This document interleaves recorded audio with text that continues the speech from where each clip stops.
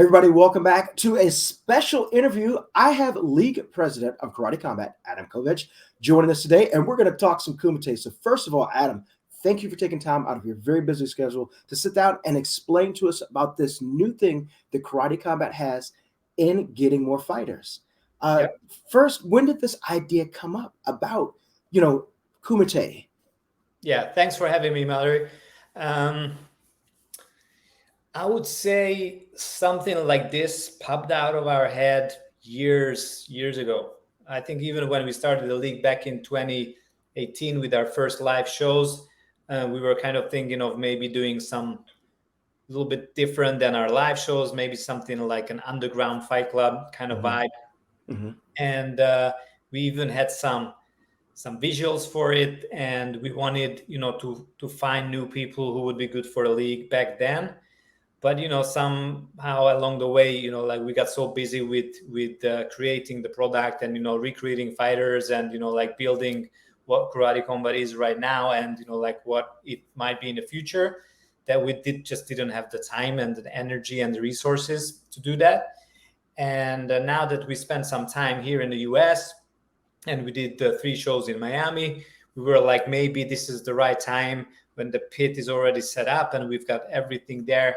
To find the time to find new talent. And to be honest, like we've got thousands of emails coming in, people want to fight in Karate Combat, but we don't do that many events yet that we can give opportunity to anybody. So like we're very selective on, who can enter the pit. And you can see with our fights, how our fighters look like, how they fight. Everybody is like really, really good. A lot of experience in martial arts, in karate. So like we're very picky, and but we always felt that it's not enough platform for new guys to shine or to show them, and for us, to see people, because like there's a lot of karate tournaments outside of Karate Combat, but the rule set is different. Right. The pit, nobody's really using the pit. We've got it trademarked, but there are some leagues who are trying, and we had some similar things before, and we were like, okay, we're here in Miami, we're here for a few events, and let's try to mix in or squeeze in a bunch of fights to see new talent and hopefully give out a few contracts. And so that was the initial idea. And like you try to do a lot when it's a startup league. Basically, we're only a few years in. There's a lot of ideas which got generated by our fans, even like in-house internally with the team. We got a good Discord community. We've got super fans, and everybody spitballing all the time with all these ideas. And like we do listen. I read a lot of these things. My partners are sending stuff to me, and we said like, okay, what can we do which is different from our live shows, but also testing things where not only finding new talent, but test things where it's a toned down production, no VFX, and something which is just focusing on a pit. The amateur rule set, that was a big request from our fan base, so that they can actually implement the rule set within different tournaments around the world, on karate tournaments and karate organizations. And so that's why we thought that it's good to have a little bit something which is blood sporty vibe, the Ultimate Fighter, the Contender series, everything together. And this is how we came up with the Kumite.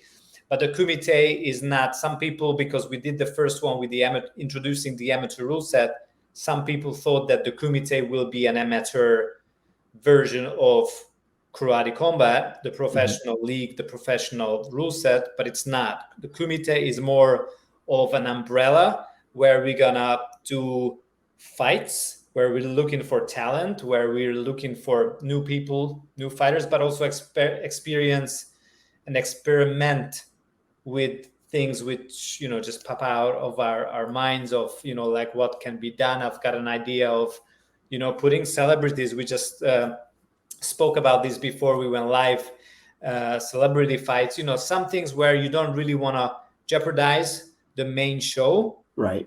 but you can, test things out. And I think that's what we want to do with the Kumite. Some of them is going to be more bloody. Maybe we even change the logo, not to have it yellow, but have it red. It's more blood sport. Maybe we do something teams against teams, maybe more Cobra Kai kind of vibe, countries against countries. So a lot of things what other organizations cannot do, but we can explore because we're new. We can move really fast, and that's about it. The first one will be something similar to a contender series where we're looking to give out contracts. We're doing mini tournaments for 3 weight divisions, and we're introducing the amateur rule set when it's only 2 rounds of 2 minutes, and if it's we did something special. It's an exhibition fight, so a jury can select who are the winners and who are proceeding to the next fights.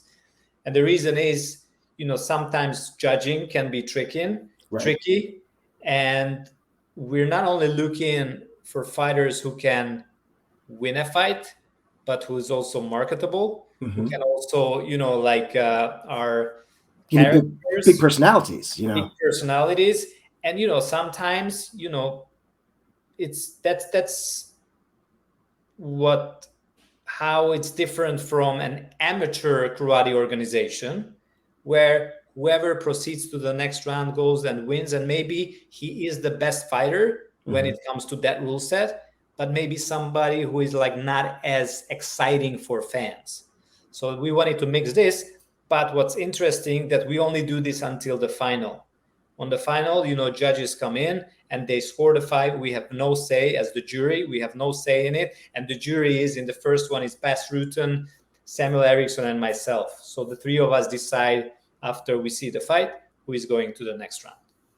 That's really interesting, because at first when I heard about the Kumite, it really seemed like it was going to be kind of like almost, and to use professional sports as an example, for football, you have college football to feed the NFL. You've got college basketball to feed the NBA.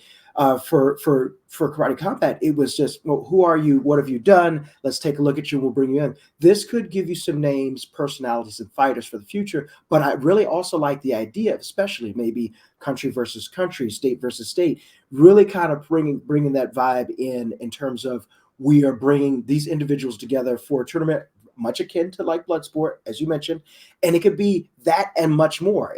That's very entertaining. And before, I definitely have to remember, this Thursday coming up, August 10th at 7 p.m. on YouTube, we will get to see the first episode. There are going to be a couple, if I'm right, of Kumite, so we could see how this was built up. We're going to have it every Thursday in August, starting from the 10th of August. How many episodes total for this? 4. Perfect. So this is great. And again, one of the things that I love about Karate Combat is the product is available at YouTube. Everyone that has YouTube in their country, globally, you can go and watch this. It is accessible to everyone. And, just to give a lot of credit due, the numbers for Karate Combat have only been going up and up and up for the YouTube algorithm, which is, the product is accessible for everyone. Yes. I love messaging my dad like, hey, I'm in Miami. Watch this tonight. The show's going to be on. And he's become a big fan as well, too.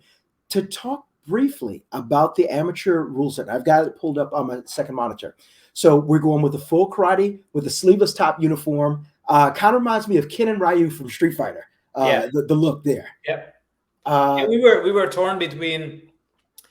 We wanted to differentiate from the pro rules, like what we have, which is just the pants. And then we thought, okay, let's have the full gis, right? And then, before we were thinking about this blood sporty vibe for the whole tournament. And then they said okay, the full gi doesn't really feels like a blood sporty kind of vibe, right? And then we said okay, let's do something else. And then, we were brainstorming, looking at some photos. Street Fighter came up, Cobra Kai came up, and it said okay, this is perfect. And, we just had to modify a little bit what we already have. The same with the rule set, we already have the pro rule set. We just had to modify it a little bit for the amateurs. And we did the same with the gear. Interesting. 2 2-minute rounds. Correct. And plus 2 minute sudden victory if you declare that we're going to go to another. I do love that, and the fact that a lot of big fights you're wondering, okay, what happened? Did the judges get it right or wrong? Whereas karate combat, like we've all decided we're going to go one more round. So prepare for 2, but be prepared to fight 3. Yes, correct. And also, so as I said, in the first rounds, we decide if we want to see another round. But even in the finals, we see if the judges score it a split score or even a draw, which can be easily done with 2 rounds, then it goes to the extra round as well. Okay. So we got 3 second rule for ground and pound. Different than the professional league. I do believe it's 5 for karate combat, 3 in this case. Definitely something to note especially if you don't do any ground fighting. If you're used to being a karateka and being on your feet, maybe you get swept down, you get brought back up. Be aware of the rules. I always tell my students, know the rules before going in. So, okay, 6-ounce gloves. So back when I was competing, I had a sensei who was telling me it's not the best fighter who wins the tournaments, but the one who understands and uses the rules is the one who wins the tournament. Yeah, definitely very important. If you don't know the rules and you're finding out as you're competing, as I have done a couple times, it's a long day. It's a long day. So 6-ounce gloves, larger gloves than that are used in the professional league. Is that for safety issue? Also, just keeping within the amateur rule set. Yes, correct. So actually, for the pros, we are using 4-ounce gloves, and this is 6-ounce for the amateurs, which is required by the commission. Also, they've got an instep shin protector, and basically that's about it when it comes. Going back to the 3-second rule, so that's again different from the pro rules, which is 5-second rule. And I had a conversation with Georges St. Pierre, and he said, like, Adam, I think, however, it's good GSP impersonation. It should be 3-second because like it's immediate action, and like that might be even more exciting than the 5 seconds. And like again, that's why the Kumite is so good, that we can explore and experiment with things, right? So it's not like, okay, GSP said it should be 3 minutes. Okay, we changed the rule set, what we like been using for a while for the pros, but we said like, okay, let's like he's somebody who is not like whose word should be super important for us because he's got all the experience. He's the greatest of all time. So we said like, okay, like this is a great platform to check it out. That is, and as you mentioned, you can move free and fast. If you find that one thing is working or one thing is not, change and modify. Correct. No knees to the head. Very, very important. A big, giant no mark on the website, again, for safety, but knees are allowed to the body. Yes, correct. And like this is, again, something where we try to mix what the commission told us, that these are the amateur rules also for MMA, right? Very similar. And these are the direction we had to take our amateur rule set as well. And we wanted to make it as close as possible to the professional rule set, because eventually we're giving an opportunity for guys to step in a pit, to try out the pit, try out the rule set before actually entering the professional league. We didn't have this before. This is not like where you have amateur MMA and then you can proceed to pro MMA. You've got a bunch of, semi-contact, no contact karate organization. But then you've got Kyokushin, which is full contact, but still the rule set is so much different. Then we thought that this is really, really going to help fighters. And last, no head kicks against the wall. A lot of things, and if you've never been to a live karate combat show, first, shame on you. You should be going. But more than likely, people have not gotten a chance to go inside the pit. I've had that luxury, and it is different. As you're moving away from your opponent, that pit wall can easily trip you up, and you're laying against it. And this rule kick says, hey, you can't get kicked to the head against the wall. I think that's definitely important. And one other thing to mention is that the rules of what you can't do. For example, you can't have a history of competing professionally and then come compete in this league. I think that's a great rule. You have to be over 18. You can't be under an exclusive contract with any sports organization. And There are your other medical things that you have to pass, such as eye exam, make weight, and other things like that. Specifically out of Kumite, if you had your way, if you could paint the future, what weight class? I know women also, you're definitely trying to find lady fighters, but what weight class would you love to get a good crop to come out of Kumite? Heavyweight. Heavyweight. And ladies. Yeah. So and we were aiming for that, but like because we were so focused on the live shows, and we were quite short notice. So like I put out an announcement that like people who wanna test themselves in the Kumite, that they can submit their videos and their application, and we've got a bunch of them. Like thousands of applications came in. Some were like really good, some were really funny, some were not so good. But eventually we were looking at where we can make mini tournaments, because what was really important for me, that I wanted to do something where we see these guys fighting more than once. Yes. So because I believe that one of the reasons why it's more difficult to build up fighters in terms of their their recognition and to put their stories out there, because maybe you see a fighter twice a year, that's not really enough time, and maybe somebody missed that fight, Right. maybe somebody missed both of them, so that you don't have enough exposure to show who you are. And now we're gonna have 4 episodes, and you might see one guy 3 out of these 4 episodes. So like you see it second time, all right, this is the guy I saw last week. You already immediately have some connection with the person. And that's why we wanted to do tournaments. And also what's different, you won't see this necessarily in the episodes, but we did this one day. So these guys had to fight not only once, but some of them for 3 times a day. Yeah, just like literally a traditional karate tournament where you would fight multiple rounds. This is, I think this is a very good thing. I'm very excited about it. And of course, Thursday coming up, definitely tune in to watch. What I wanted to ask you, when would be the next, if you see this, if you're watching Thursday at home, like, man, this is great, I want to do it and everything, when might be the next opportunity that we would have this, that they could come out and participate in Kumite? Yeah, we're still exploring the dates for our next shows. The next one is already set for September, and the Kumites we're very likely to do right next to one of our shows. And we don't know if it's going to be live to tape as we did with the last one, or it's going to be actually live. But I think we're going to do another Kumite this year.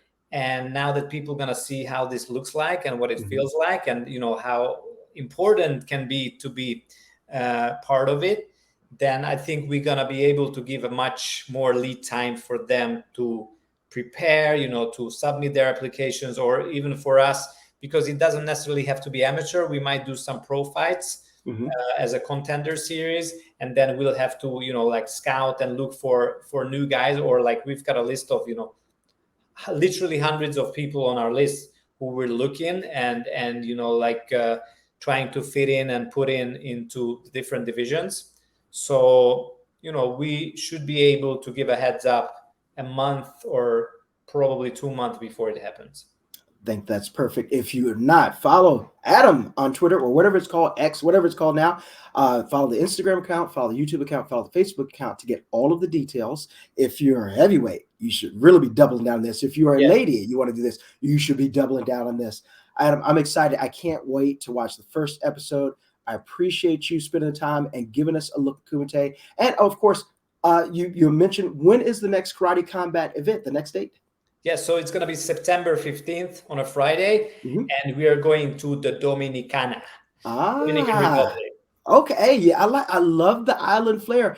If you guys haven't watched the show, it's always unique. The VFX, the look, Miami. It felt like Miami watching it and being there is a Miami vibe. I can't wait to see what you guys are going to come up with for the Dominican. Yeah, thank you, and also back to the Kumite. It's going to be super exciting. It's a new. It's almost like an American Idol talent show combined with the Ultimate Fighter. So we wanted to create something special. There's a lot of drama there. Like we had some, big KOs. So like for sure, you know, I showed it to a few friends already, because like we have the first episode and everybody was like, okay, like this is so good, you know, like I got hooked, you know, like from the first minute until the last. I think it's really entertaining, and it is also special, but still you have the same Karate Combat vibe. Man, I can't wait for the first episode. Adam, thank you so much. I got to let you go. You probably got a flight or something to catch, but thank you again, ladies and gentlemen, League President Adam Kovács of Karate Combat. Thank you, sir. Thank you very much.